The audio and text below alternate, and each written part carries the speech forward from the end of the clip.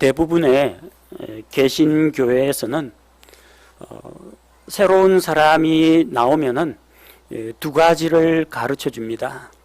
하나가 이제 주기도문을 가르쳐 주고 다른 하나는 사도신경이라는 걸 가르쳐 줍니다.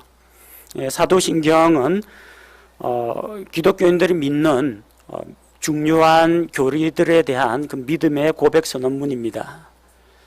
물론 그 안에는 중요한 몇 가지 교리가 빠진 것도 있고 로마 가톨릭 교리에 따라서 좀 잘못된 내용도 있습니다만 대부분 교회 다니는 사람들은 주기도문하고 사도신경은 다 외우고 다닙니다.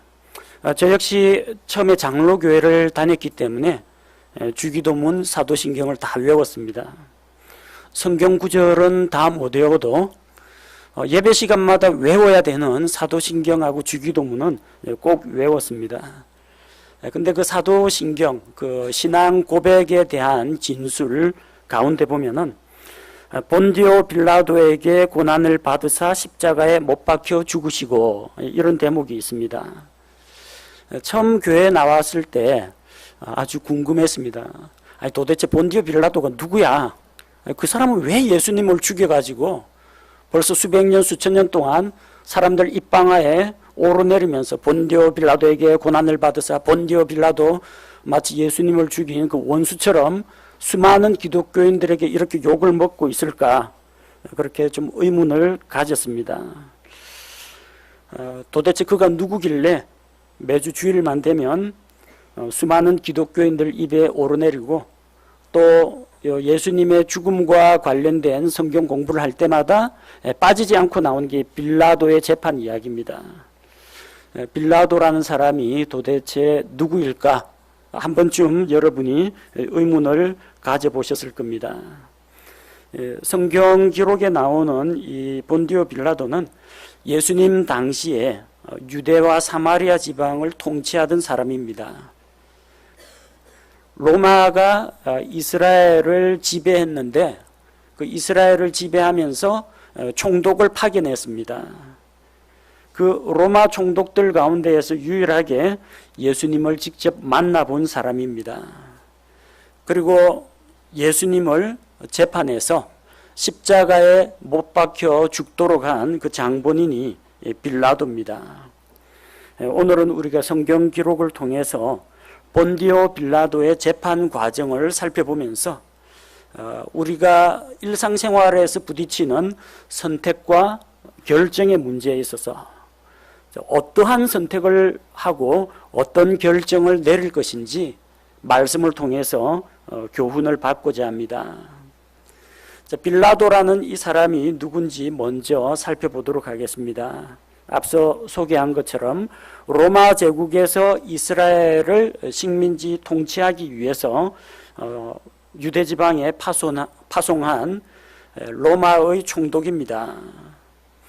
예수님 당시에는 로마 제국이 유대 민족을 식민 지배했습니다. 식민지 지배를 하면서 유대인들을 그들의 왕으로 세우면 틀림없이 일치 단결해서 반란을 일으킵니다. 그래서 이제이라는 방법, 이스라엘에게 안 좋은 적대 감정이 있는 이민족을 통해서 이스라엘을 지배하는 그런 방법을 사용했습니다. 이제이라고 하죠. 마태복음 2장 22절에 보면 헤롯 대왕이 그쪽에 헤롯 대왕은 이제 에돔 사람입니다. 이스라엘하고는 이 민족 감정이 그다지 좋지가 않습니다. 그 에돔 사람 헤롯을 시켜서 유대 민족을 다스리게 했습니다. 근데 마태복음 2장 22절에 보니까 헤롯 대왕의 아들 가운데 헤롯 아켈라오가 있습니다. 헤롯 아켈라오가 처음에 유대 지방을 통치했습니다. 근데 이 아켈라오는 대단히 성격이 좀 난폭한 사람이었습니다. 폭정을 일삼았고 누가 자기를 밟고 치고 올라올까봐 언제나 걱정을 하고 조금이라도 의심스러운 사람이 있으면 가차없이 숙청을 해버렸습니다. 백성들을 압제하고 자기의 경쟁자들을 처단하고 그야말로 시내에 피가 강처럼 흘렀다는 그런 역사 기록이 있습니다. 근데 아켈라오가 이렇게 폭정을 일삼으니까 유대인들이 로마 제국에 민원을 올렸습니다. 탄원서를 올렸습니다. 다른 건 다 참겠는데 이 아켈라오만 좀 어떻게 좀 해달라. 도저히 이 사람 밑에서는 살 수가 없다. 그래서 로마 제국에서 실정을 파악을 한 다음에 이 폭군 아켈라오를 강제로 귀양을 보냈습니다. 그리고 그 자리에 누구를 세우느냐 하면 이제 로마 총독을 보냈습니다. 왜냐하면 이 유대 지방에 있는 예루살렘은 이스라엘 민족에게 정치적인 수도였고 또 예루살렘 성전이 있기 때문에 신앙 공동체의 중심이 되는 곳이 예루살렘입니다. 그래서 그곳은 로마 제국이 직접 통치하는 것이 좋겠다 해서 총독을 파견합니다. 누가복음 3장 1절에 보니까 카이사르 티베리우스의 통치 제15년에 본디오 빌라도가 유대의 총독으로 부임했다. 그렇게 기록되어 있습니다. 역사적으로 따지면 AD 26년에 빌라도가 총독이 되었습니다. 그래서 유대 지방의 군사, 행정, 재정 문제를 그가 총괄하고 있었습니다. 이 빌라도라는 사람에 대해서 역사가들이 평가한 것을 보면요. 빌라도는 원래 행정관료 출신이 아니라 로마의 군인 출신입니다. 그래서 군인답게 힘으로 모든 걸 해결을 합니다. 유대인들을 무력으로 지배하려고 했습니다. 평소에는 가이사랴에 있는 가이사랴는 그 지중해하고 인접해 있는 팔레스틴의 서쪽 지방에 있습니다. 해안가와 가까이 있습니다. 그 카이사르 황제의 이름을 딴 가이사랴라는 그 도시에 총독의 관저가 있습니다. 로마에서 배를 타고 군인들이 오면은 바로 이 총독 관저로 도착하도록 되어 있습니다. 그리고 유대인들의 명절이 되면은 그때는 가이사랴 지방에 있으면 안 되고 예루살렘으로 올라가야 됩니다. 명절만 되면 수많은 유대인들이 모입니다. 그럼 또 거기서 누군가가 백성을 선동하면은 또 밀란이 발생하기 때문에 명절 되면은 이제 비상근무해야 됩니다. 군대를 이끌고 예루살렘에 그가 주둔하고 있어야 됩니다. 그런데 이 빌라도는 유대인들하고 그렇게 친한 사람이 아닙니다. 군인이라고 했죠. 힘을 숭배하는 사람입니다. 그래서 예루살렘에 들어올 때 빌라도는 로마 군대가 그 황제의 그 표상이 새겨져 있는 그려져 있는 깃발을 예루살렘에 가지고 들어오게 했습니다. 유대인들은 이걸 용납 못합니다. 어떠한 인물이라든지 어떠한 뭐 독수리 문양이라든지 무늬 같은 것들 이걸 예루살렘에 가지고 오면 이건 우상 숭배라고 보았습니다. 유대인들이 반대해도 어쨌든 로마 군인이 자랑스럽게 군기를 들고 입성하는데 뭐가 문제냐 해가지고 강행했습니다. 그 다음에 예루살렘 성전에 로마 군사들의 방패를 걸어놨는데 이 로마 군인들이 쓰는 그 방패에는 로마 신들의 형상과 이름이 새겨져 있습니다. 뭐 아르테미스라든지 마르스라든지 이런 전쟁과 관련된 그런 신들의 이름과 또 무늬가 새겨져 있는 상징이 새겨져 있는 방패를 예루살렘 성전에다가 진열을 했습니다. 또 이거 유대인들이 하나님께 예배드리는 성전에 형상을 새겨가지고 가지고 온 것에 대해서 로마 황제에게 진정을 해서 결국은 이제 치우게 되었습니다. 총독은 그 유대 지방에서 나오는 세금을 걷어들이고 또 그것을 쓸 수 있는 그런 권한이 있습니다. 근데 그가 어디에 손을 댔느냐면 예루살렘 성전에 백성이 바치는 성전세, 헌물 이걸 건드렸어요. 성전에 모인 기금을 가지고 예루살렘에 송수관을 건설했습니다. 사람들이 또 밀란을 일으켜서 항의를 하죠. 제일 그 강경한 사람들이 갈릴리 사람들입니다. 갈릴리 사람들이 거기에 대해서 항의를 하자 그 사람들을 다 죽였습니다. 그게 누가복음 13장의 1절에 나오는 바로 갈릴리 사람들의 피를 그 희생물에 섞었다는 이야기가 바로 그 이야기입니다. 또 사마리아 지방의 그 그리심산, 사마리아 사람들은 예루살렘이 아니라 그리심산을 성지라고 생각합니다. 그리심산에 성물이 나타났다, 그런 소문을 듣고 사마리아 사람들이 몰려들었는데, 사람들 모이면 어떻게 해요? 몇 사람 이상 모이면 이제 군중들이 폭동을 일으킬 수가 있습니다. 그래서 사마리아 사람들을 그 집회 허가도 받지 않고 모여있던 사마리아 사람들을 모조리 체포에다가 처형을 한 사람입니다. 빌라도라는 사람이 이렇게 좀 단순하면서도 우직한 사람입니다.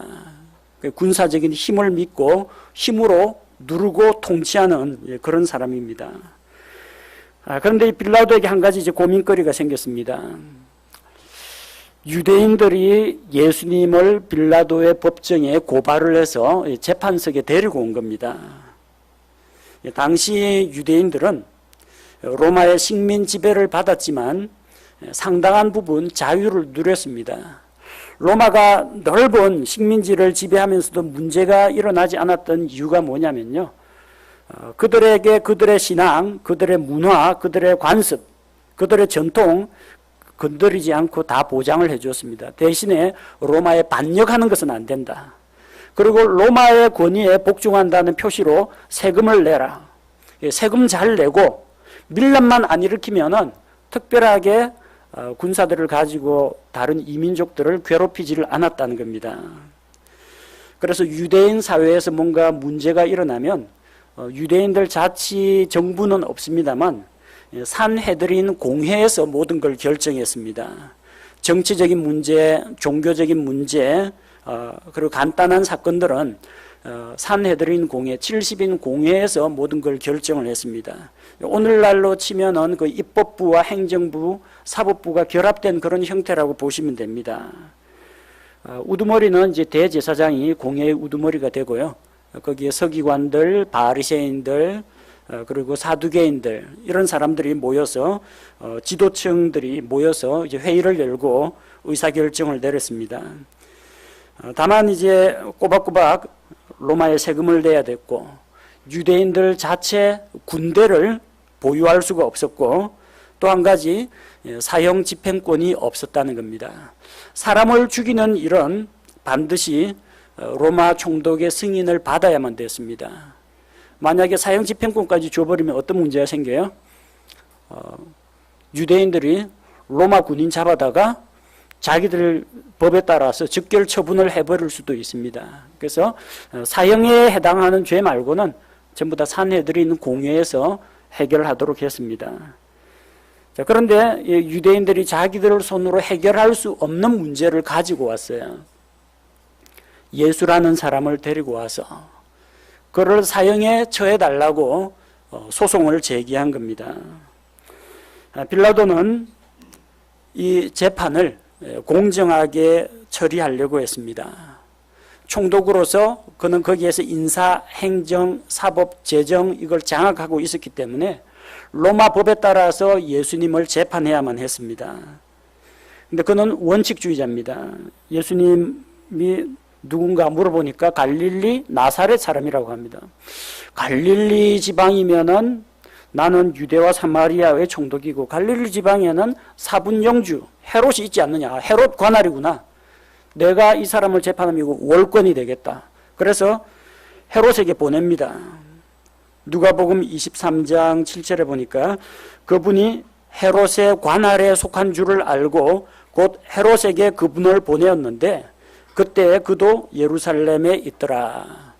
헤롯 역시 갈릴리 지방에서 통치를 했지만 예루살렘에 헤롯 궁이라고 하는 헤롯의 궁전이 있었습니다.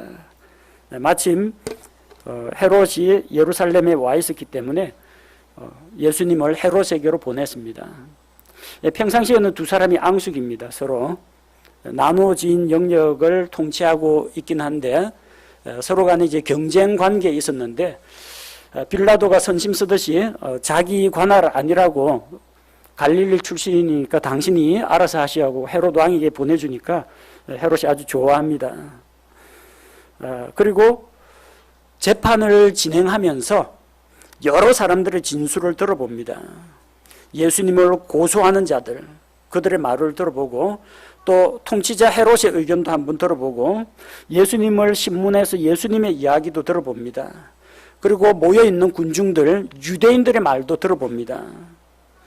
재판관답게 최대한 공정하게 재판을 하려고 그는 애를 썼습니다. 그리고 이렇게 조사하는 과정에서 마가복음 15장 10절을 보니까 그는 종교 지도자들이 시기심으로 예수님을 재판에 넘겼다는 것을 알게 되었습니다.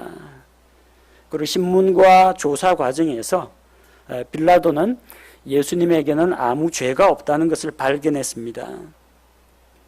누가복음에서는 세 차례나 빌라도가 예수님은 무죄라고 선언하는 것을 볼 수 있습니다.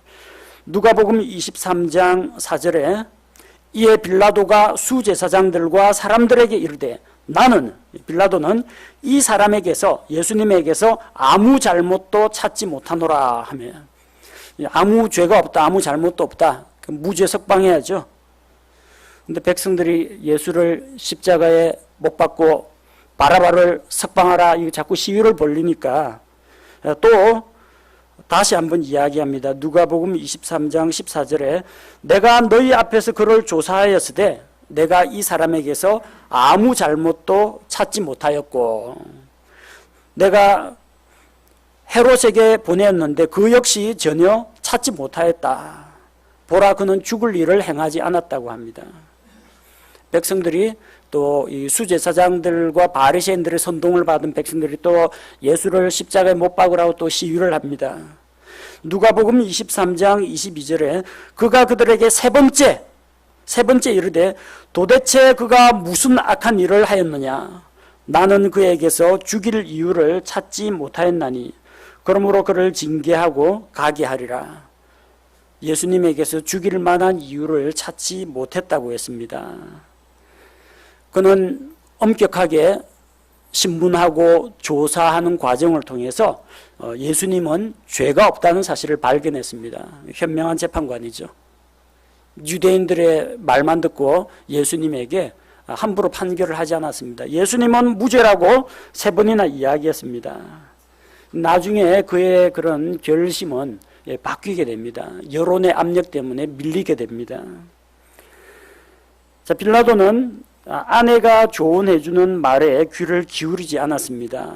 이 내용은 마태복음에만 기록되어 있습니다. 마태복음 27장 19절에 그가 재판석에 앉았을 때 빌라도가 총독으로서 재판관이 되어서 재판석에 앉았을 때 그의 아내가 빌라도의 아내가 그에게 사람을 보내어 이르되 당신은 그 의로운 사람과 조금도 상관하지 마소서. 그 아내는 예수님을 의로운 사람이라고 했습니다. 아무 죄가 없는 분이라고 했습니다. 이날 꿈에 빌라도의 아내의 꿈에 내가 그 사람으로 인해 많은 일로 시달렸나이다 하더라. 빌라도의 아내는 꿈에 예수님으로 인해서 많은 시달림을 받았습니다. 아마 꿈에서 예수님이 나왔고 억울하게 정죄당하는 것을 아마 본 모양입니다. 그래서 혹시라도 이 빌라도의 아내는 남편이 혹시라도 착각하거나 오판을 해서 잘못된 판결을 내리지는 않을까. 혹시라도 이 유대인들의 그 여론에 떠밀려 가지고 의로우신 예수님을 해칠까 봐 걱정이 됐던 겁니다. 그냥 여보 어제 간밤에 꿈자리가 좀 사납던데 오늘 몸조심하고 아무 일도 하지 말고 그냥 집에 있읍시다. 이런 식으로 한 게 아닙니다. 그녀는 어떤 미신을 믿는 그런 사람은 아닙니다. 혹은 여보 내가 알기에 예수라는 사람은 착하고 의로운 사람인데 혹시 좀 문제가 되더라도 좀 봐줘요. 그렇게 예수님을 위해서 청탁을 한 것도 아닙니다. 아마 꿈속에서 중대한 어떤 계시가 나타났을 겁니다. 예수님은 죄가 없으시다. 예수님은 의로우시다. 예수님은 거룩한 하나님의 아들이다. 이것을 알고 남편을 말렸습니다. 혹시라도 자기 남편이 의로우신 예수님을 해치는 그런 잘못을 저지를까 봐. 아내는 남편을 도와주는 조력자 역할을 합니다. 창세기에서 하나님께서 이불을 만드신 이유, 하나님께서 남자를 위해서 아내를 만들어 주신 이유가 무엇입니까? 그를 도와주는 합당한 조력자로 만드셨습니다. 도움을 좀 받으세요. 고집 부리지 말고. 대부분 남자들이 아내 말을 잘 안 들어요. 자기가 더 많이 안다. 자기가 더 똑똑하다. 근데 아내의 말에 귀를 기울일 필요가 있습니다. 뭐 그 당시에는 지금보다도 훨씬 더 남성 중심의 사회였을 겁니다. 남편이 내가 총독으로서 재판하는데 아내가 자꾸 옆에서 딴 말을 하니까 이 남편이 지금 권위를 가지고 재판하는데 옆에서 자꾸 잔소리하니까 아마 듣기가 싫었겠죠. 그래서 여자의 말이라고 무시했습니다. 그것도 다른 이야기도 아니고 어디서 무슨 어떤 증거 자료나 증인을 데려온 것도 아니고 꿈 이야기를 하는 거예요. 여자의 말이라고 무시하고 꿈이라고 무시하고 여자가 꿈꾼 이야기니까 더 무시하는 겁니다. 뭐 빌라도 꿈에서 좀 이상한 거 봤다면 아마 빌라도가 몸조심해야 되겠다, 신중하게 생각해야 되겠다 했을 텐데 이 여자의 말이고 그것도 꿈 이야기고 하니까 이 신빙성이 없다고 생각하고 아내의 말을 듣지 않았습니다. 그는 분명하게 사실관계를 잘 조사해가지고 예수님은 무죄라는 사실을 알았습니다. 자기 아내도 예수님은 의로운 분이니까 해치면 안 된다 했는데 자기가 조사한 자료도 뒤집어버리고 아내의 충고의 말도 무시해버립니다. 잘못된 결정, 잘못된 선택을 합니다. 빌라도는 자기가 조사한 사실과 어긋나는 판결을 내렸습니다. 그는 예수님에게 아무런 죄가 없다는 사실을 거듭 확인했습니다. 요한복음에는 나는 그에게서 아무 죄도 찾지 못한다 2번이나 이야기했고 누가복음에서는 아까 말씀드린 것처럼 3차례나 나는 그에게서 아무 잘못도 발견할 수 없다고 했습니다. 그리고 그는 예수님이 죄인이 아니라 의로운 분이라는 것을 잘 알고 있었습니다. 예수님이 죄인이라서 유죄 판결을 내린 게 아닙니다. 예수님은 의롭다는 것을 알고 있었어요. 마태복음 27장 24절 예수님을 십자가 형벌에 내어주면서 빌라도가 뭐라고 하느냐면 나는 이 의로운 사람의 피에 대하여 무죄하니 너희가 그것과 상관하라. 나는 이 사람이 무죄라고 생각한다. 나는 이 사람이 의롭다고 생각한다. 이 의로운 예수의 피에 대해서 나는 무죄하니 너희가 만약 문제가 생기면 너희가 책임져라는 이야기입니다. 자, 그는 예수님에게서 아무런 죄도 발견할 수가 없었고 예수님을 의로운 사람이라고 했습니다. 재판관으로서 어떤 결정을 내려야 돼요? 무죄의 결정 내려야 됩니다. 그럼에도 불구하고 그는 예수님에게 가장 흉악한 죄인들에게만 내리는 사형을 언도했습니다. 십자가 형벌을 선고했습니다. 요한복음 19장 16절에 보니까 그러므로 그가 그때 그분을 십자가에 못 박도록 그들에게 넘겨주매 그들이 예수님을 맡아서 끌고 가니라. 그가 예수님을 십자가에 못 박도록 넘겨줬습니다. 누가요? 본디오 빌라도가. 왜? 아내도 그에게 권면을 하고 자기가 객관적으로 조사를 해도 예수님은 죄가 없는데 왜 예수님에게 유죄 판결, 사형 선고를 내렸을까요? 그 이유는 그가 사람들을 두려워했기 때문입니다. 누구를 두려워했느냐? 그는 유대인들을 두려워했습니다. 빌라도는 여론의 압력에 굴복했습니다. 누가복음 23장 23절에 보면 그들이 큰 소리로 재촉하며 그분을 십자가에 못 박을 것을 요구하니 그들과 수제사장들의 목소리가 이기니라. 빌라도 혼자서 예수님은 무죄 이야기하는데 수제사장들과 그들이 선동을 받은 이 군중들이 더 목소리가 컸다는 겁니다. 목소리 크면 이깁니다. 안타까운 현실입니다. 요즘도 저기 뭐 노동자들 권리 쟁취, 임금 인상 시위해가지고 목소리 크면 이깁니다. 물론 이제 노동계의 현실, 경영진의 현실 이런 것들을 다 청취할 필요는 있는데 떼법이라고 하죠. 떼쓰면 이긴다는 겁니다.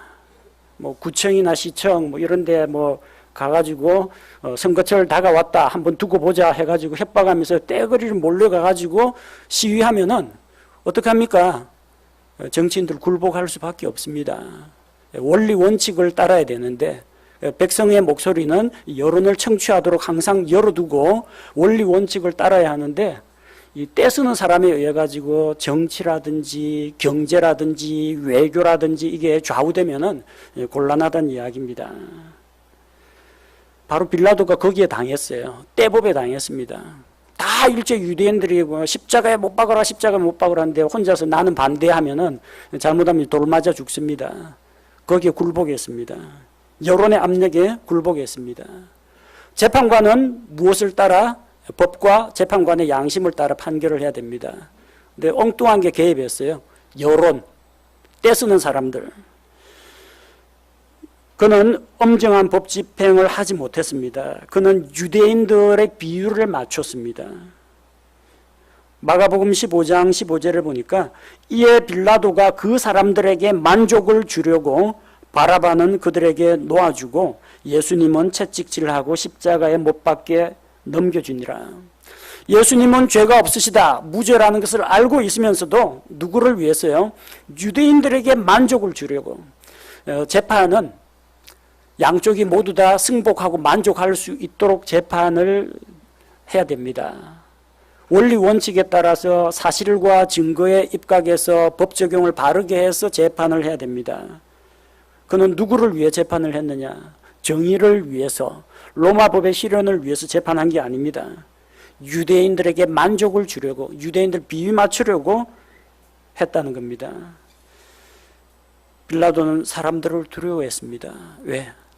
자기 총독 재임 중에 밀란이 일어났다. 그 군대를 가지고 폭력으로 진압했다. 나중에 인사평가에 5점으로 남습니다. 조만간 이 총독 그만두고 로마 자기 고향으로 돌아가야 되는데 재임 중에 이런 또 안 좋은 사건에 휘말리면은 안 좋겠다 싶어가지고 유대인들에게 만족을 주기 위해서, 즉 백성의 목소리를 두려워했다는 겁니다. 총독 통치자는 백성의 목소리에 귀는 열어놔야 합니다. 그러나 원리 원칙을 떠나가지고 휘둘려서는 안 됩니다. 그는 또 누구를 두려워했느냐? 첫째는 유대인들을 두려워했고 두 번째는 로마 황제를 두려워했습니다. 마태복음 27장 24절에 빌라도가 자기가 아무것도 이기지 못하고 도리어 폭동이 일어나려는 것을 보고 예수님은 무죄라고 계속 주장하면요, 이 사람들 폭동 일으킬 것 같습니다. 그러면은 나중에 로마 황제 앞에 가서 문책을 당합니다. 법대로 사실대로 원칙대로 그냥 무죄 선고를 하고 나중에 황제에게 아무런 죄가 없어서 무죄 석방했습니다, 그렇게 보고하면 되는데 재판 결과하고는 별도로 민중의 폭동 때문에 로마 중앙정부에게 문책을 당할까 봐 그걸 두려워했다는 겁니다. 가장 결정적인 이유가 있어요. 우리가 읽은 요한복음 19장 12절, 이때부터 빌라도가 그분을 놓아주려 하였으나, 빌라도는 놓아주려고 했습니다. 유대인들이 소리를 지르며 이르되 당신이 만일 이 사람을 놓아주면 카이사르의 친구가 아니니이다. 누구든지 자기를 왕으로 만드는 자는 카이사르를 대적하여 말하나이다 하니라. 자, 이거 참 꼼짝 못할 처지에 놓였습니다. 예수님을 따르는 그 제자들이 유대인들의 왕이라고, 메시아라고 주장합니다. 물론 이제 뭐 로마 정부에 대적을 하는 그런 정치 세력은 아닙니다. 왜냐하면 주님의 왕국은 이 땅에 속한 것이 아니라고 했기 때문에. 근데 유대인의 왕이라고 하는 사람을 놓아주면 어떻게 되느냐? 유대인들은 뭐라고 했습니까? 카이사르 외에는 우리에게 왕이 없나이다. 진짜 자기들 자존심도 다 접었습니다. 그들은 이방 민족의 지배를 받는 것을 수치스럽게 여겼습니다. 로마 황제를 결코 좋아하지 않았습니다. 로마 황제의 통치권을 인정하지 않았습니다. 오직 하나님만이 이스라엘을 다스릴 자격이 있다. 로마 황제는 부정했습니다. 그런데 예수님만 죽일 수 있다면 카이사르를 왕으로 믿겠다는 이야기입니다. 예수님만 사형시킬 수 있다면 우리에게는 카이사르 외에는 왕이 없나이다. 하나님께서 약속하신 유대인의 왕으로 오신 예수님을 부정하고 인간 통치자 카이사르를 선택했습니다. 우리는 카이사르를 왕으로 추대하는데 이 유대인의 왕이라는 사람을 당신이 처벌하지 않으면은 카이사르의 충신이 아닙니다. 카이사르의 친구가 아닙니다. 카이사르에게 반역하는 겁니다. 빌라도가 여기서 겁이 덜컥 났습니다. 까딱 잘못하다가는 반역자 누명을 쓰겠다. 폭동은 둘째치고 이게 로마 정부의 탄원서 올라가면은 유대인의 왕이라고 자처하는 사람을 가만히 내버려뒀다. 그래서 나중에 반역자로 로마 정부에 대한 반역자로 몰릴 수 있다. 그런 생각을 하게 된 겁니다. 분명히 빌라도는 예수님을 놓아주려고 했습니다. 그런데 군중들은 십자가에 못 박으라고 했습니다. 빌라도는 예수님을 못 박게 하려고 하는데 유대인들은 못 박게 하려고 했습니다. 서로 의견이 달라지죠. 예수님을 십자가에 못 박으라. 나는 그분을 십자가에 못 박겠다. 누가 이겼어요? 군중들의 목소리가 이겼습니다. 빌라도가 군인이고 강직한 사람이고 그런 사람임에도 불구하고 여론의 압력에 사람을 두려워하는 마음 때문에 오판을 내렸습니다. 잘못된 결정을 내렸습니다. 빌라도는 불의와 타협을 하고 말았습니다. 그는 죄인을 놓아주고 의인을 처벌했습니다. 마가복음 15장 7절 15절에 바라바라고 하는 강도가 있었습니다. 거기에 바라바라는 자가 있었는데 그는 자기와 함께 폭동을 일으킨 자들과 더불어 결박되었더라. 밀란을 일으키고 폭동을 하고 폭동 중에 살인을 저질렀더라. 근데 빌라도는 바라바는 그들에게 놓아주고 예수님은 채찍질하고 십자가에 못 박게 넘겨주었다는 겁니다. 그는 이 일이 옳지 않다는 것을 잘 알고 있었습니다. 법을 집행하는 사람으로서 사건 관계를 다 조사한 사람으로서 바라바가 죄인이고 예수님은 무죄라는 것을 알았습니다. 그런데 바라바는 무죄 석방해버리고 예수님은 십자가 사형에 처했다는 겁니다. 사람들의 여론을 두려워하고 총독의 자리를 보존하기 위해서 그는 불의와 타협을 하고 말았다는 겁니다. 여러분 일상생활 가운데 이런 갈등 일으킬 때 종종 있을 겁니다. 선택과 결정의 문제에 있어서 학생들 다른 친구의 유혹에 시험 시간에 서로 답 보여주자고 이 부정행위 유혹을 받을 때가 있습니다. 제 거 좀 보고 쓰면은 아니면은 이 페이퍼 만들어 가지고 요약된 거 보고 베꼈으면은 성적은 오를 것 같습니다. 유혹을 받죠. 옳지 않은 일이죠. 갈등 생깁니다. 자, 여러분 선생님을 두려워합니까? 부모님을 두려워합니까? 친구들의 평판을 두려워합니까? 아니면 지켜보고 계시는 하나님을 두려워하십니까? 여러분 누구를 두려워하느냐에 따라서 여러분의 판단이 달라집니다. 여러분은 하나님 앞에서 옳고 바른 길을 걷기를 원합니까? 아니면 나에게 이득이 되고 내 성적을 올릴 수가 있고 혹은 내가 수입을 더 많이 올릴 수가 있고 세금을 조금이라도 안 낼 수 있는 그런 방향, 그 이익을 위해서 결정을 내립니까? 우리도 때로는 이런 옳은 것과 그런 것 사이에서 갈등을 일으킬 때가 있습니다.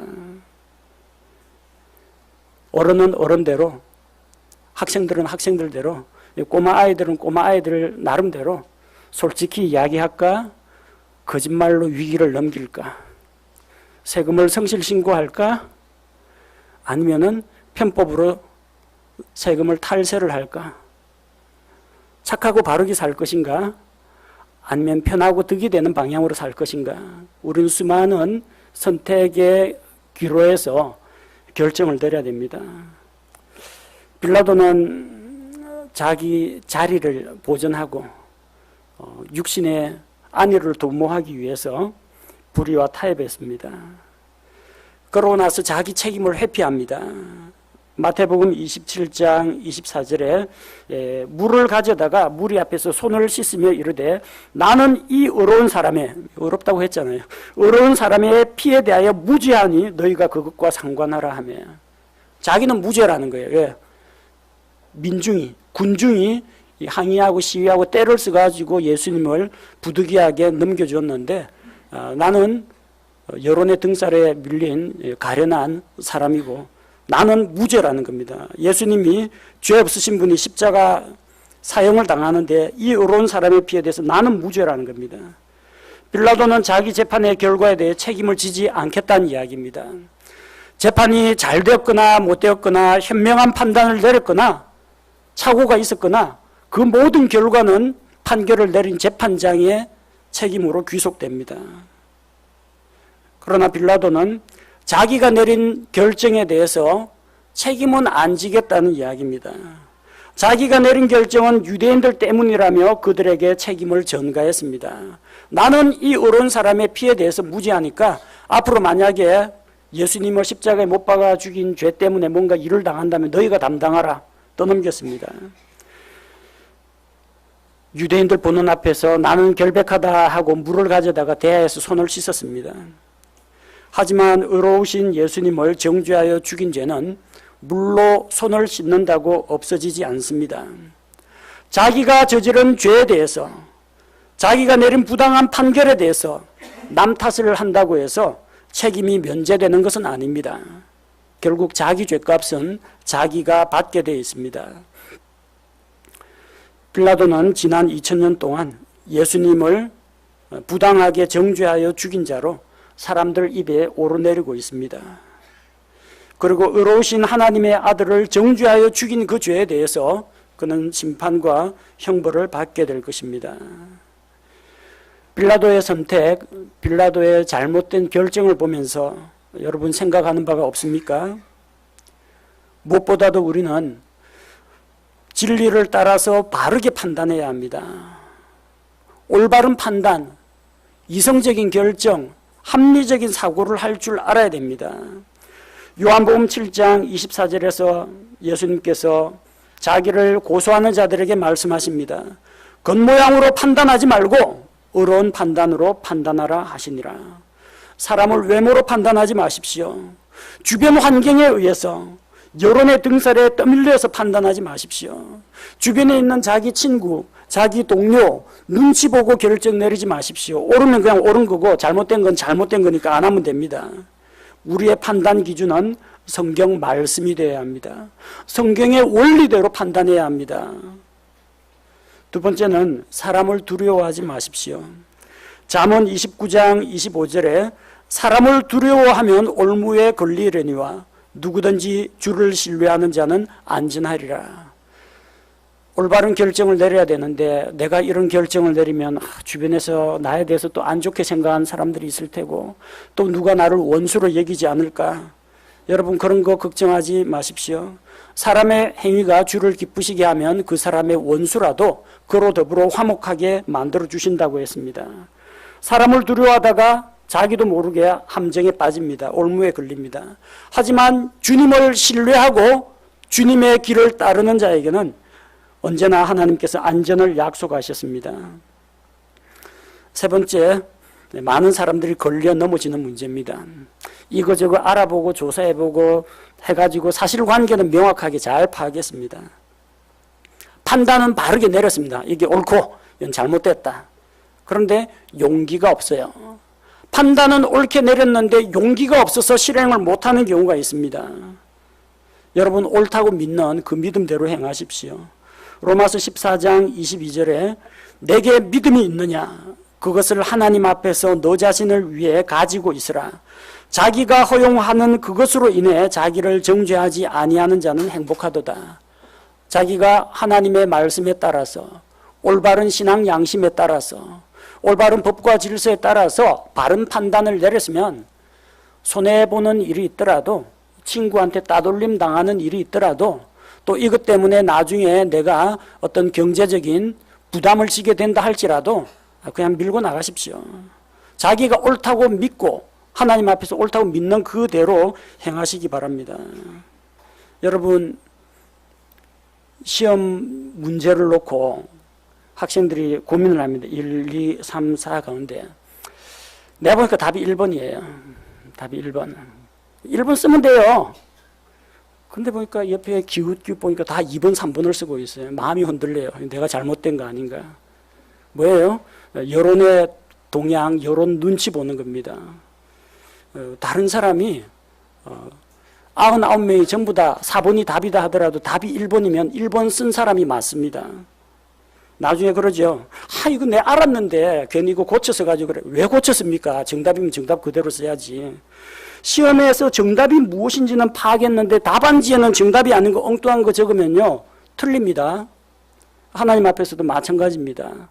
이게 옳고 저게 그럽니다. 하나님 제가 옳은 건 이 길이라는 거 압니다. 그런데 솔직히 그러다가는 직장에서 왕따 당합니다. 제가 이런 주장했다가는 하나님이 세상을 창조하셨다. 우리 과학고 친구들한테 이야기했다가는 완전히 광신도로 매장당합니다. 그래가지고 그 앞에서는 정답은 이건데 엉뚱한 답을 이야기한다는 겁니다. 빌라도가 바로 그런 케이스입니다. 예수님이 무죄라는 것은 분명히 알고 무죄라고 판단은 내렸는데 결정은 어떻게 했어요? 사형, 잘못된 결정을 내렸다는 겁니다. 우리가 알고 있는 지식, 그게 우리를 나타내는 게 아닙니다. 우리의 믿음은 우리의 말과 행동으로 드러나는 삶의 열매를 통해서 입증이 됩니다. 여러분, 올바른 판단을 내리는 건 못지않게 올바른 선택과 결정을 내리는 게 그 판단에 합당한 행동을 하는 것이 중요하다는 것을 기억하시기 바랍니다. 빌라도의 선택 가운데 우리가 또 하나 크게 교훈을 받아야 할 점이 있습니다. 빌라도는 죄가 없으신 예수님에게 유죄 선고를 내렸습니다. 빌라도는 그릇된 판단을 내린 그릇된 재판을 한 죄가 있는 자신에게 나는 이 의로운 사람의 피에 대해서 무죄다. 자기에게는 무죄를 선고했습니다. 예수님은 유죄, 나는 무죄. 오늘날 이 세상에는 이렇게 판단 내리는 사람, 예수님을 이렇게 재판하는 사람들이 너무나 많습니다. 여러분, 빌라도처럼 그릇된 재판을 해서는 안 됩니다. 잘 판단해야 됩니다. 세상에 있는 많은 사람들이 예수님은 폭동과 밀란을 주도하던 정치 지도자로서 십자가에 못 박혀 죽은 죄인. 난 교도소 한 번 간 적도 없고 경찰서 불려간 적도 없는데 나는 무죄, 나는 의인. 예수님은 죄인, 나는 의인. 이 사람은 구원 못 받습니다. 예수님은 아무 잘못도 없는 거룩하신 하나님의 아들 의로우신 분. 나는 죄인. 이런 사람이 구원을 받을 수가 있습니다. 십자가에 달린 한 강도가 예수님께 자기 믿음을 고백했습니다. 같이 달린 다른 강도에게도 이야기했습니다. 우리는 십자가에 달려 우리가 지은 죄에 대해서 상당한 보응을 받거니와 이 사람은 아무 죄가 없도다. 주여, 주께서 주의 왕국으로 들어오실 때 나를 기억하소서. 그 강도 구원받았습니다. 예수님을 정죄하고 자기가 잘났다, 선하다, 의롭다 하는 자는 구원 못 받습니다. 자기 죄를 시인하고 죄 없으신 예수님을 믿고 의지해야 구원을 받습니다. 빌라도는 거꾸로 결정을 내렸어요. 이 의로운 사람의 피에 대해서 나는 무죄. 예수님은 조사해서 죄가 없지만 그래도 여론의 압력이 그러하니까 십자가 사형. 그는 잘못된 결정을 내렸습니다. 아직까지 자기가 죄인이라는 것을 모르거나 죄인이라는 것을 인정하지 않는 분이 있다면 빌라도처럼 지금 잘못된 판결을 내리려고 하는 분입니다. 여러분, 죽기 전에 올바른 판정 내리십시오. 예수님은 죄가 없으신 거룩하신 하나님의 아들이시오. 나는 하나님 앞에서 차마 고개를 들 수 없는 무서운 죄인입니다. 오 주님, 내 죄를 대신해서 십자가에서 나 대신 돌아가셨으니 의로우신 예수님의 피로 나를 구원해 주소서. 이렇게 주님 앞에 나아가는 자는 구원을 받습니다. 빌라도처럼 잘못된 선택, 잘못된 결정을 내리지 말고 바른 선택, 바른 결정을 내리시기 바랍니다.